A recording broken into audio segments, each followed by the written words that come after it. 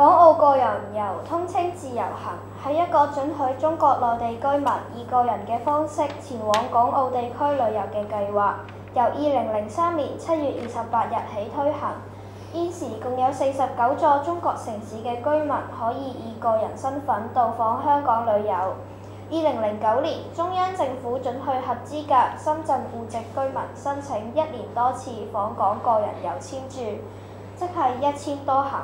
隨住自由行政策嘅出台，由中國內地嚟香港旅遊人次由2002年嘅683萬大幅度增加至2013年嘅4075萬，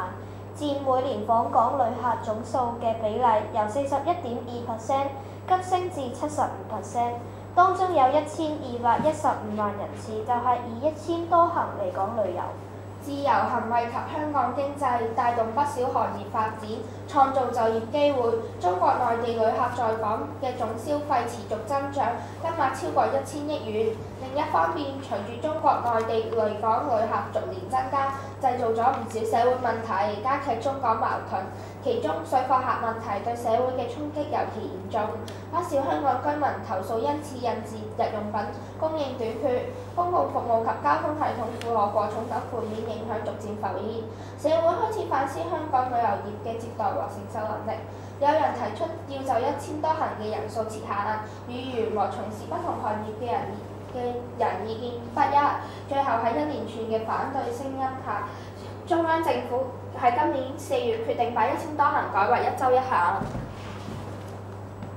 1週1行嘅成效仍有待政府研究，但各位同學，你哋對呢個項措施有咩睇法呢？今日我哋邀請咗幾位同學嚟分享一下佢哋嘅睇法。請各位同學先作自我介紹啊！大家好，我係6B班嘅吳詠華。大家好，我係6A班嘅嚴樂兒。大家好，我係6C班嘅許婷。我係支持1週1行嘅，我發覺自1週1行實施以嚟，喺街上的確少咗旅行機或者手拉車嘅內地旅客，所以我認為呢項措施有助減輕因為訪港內地旅客過多而帶俾香港本港居民嘅各種生活困擾，同時對於打擊水貨客有一定嘅作用。另一方面，我覺得香港旅遊業亦都要反思，應該加快開發更多嘅景點，令內地旅客唔使嚟香港只係購物，仲有多啲享受娛樂。喺打擊水貨客嘅方面，我贊成實施1週1行嘅措施㗎，但係水貨客嘅問題亦都引發咗唔少中港嘅矛盾啊！網上對罵或者出手襲擊內地旅客嘅情況時有發生，曾經有人提出建設邊境購物城，以減少大量嘅內地旅客喺香港搶購貨品，而對本港居民嘅生活造成嘅影響。我認為呢一個係一個唔錯建議嚟㗎。內地旅客既可以享受購物之餘，政府亦都無需再擔心內地同埋本港嘅矛盾會進一步激化，對各方面都有好處㗎。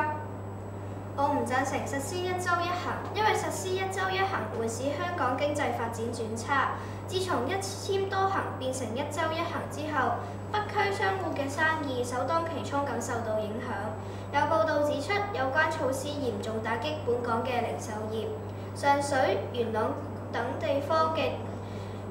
商鋪生意明顯轉差，估計有30%商鋪或者因此而結業啊！部分唔使結業嘅商戶亦都有可能會裁員，估計受影響嘅人數可能達數千人。似乎3位同學對於1週1行措施嘅推行都有唔同嘅睇法，其他同學你哋又有咩見解呢？今日多謝3位同學嚟同我哋作出分享，下一集嘅佩瑤通識站我哋會討論其他嘅話題，拜拜。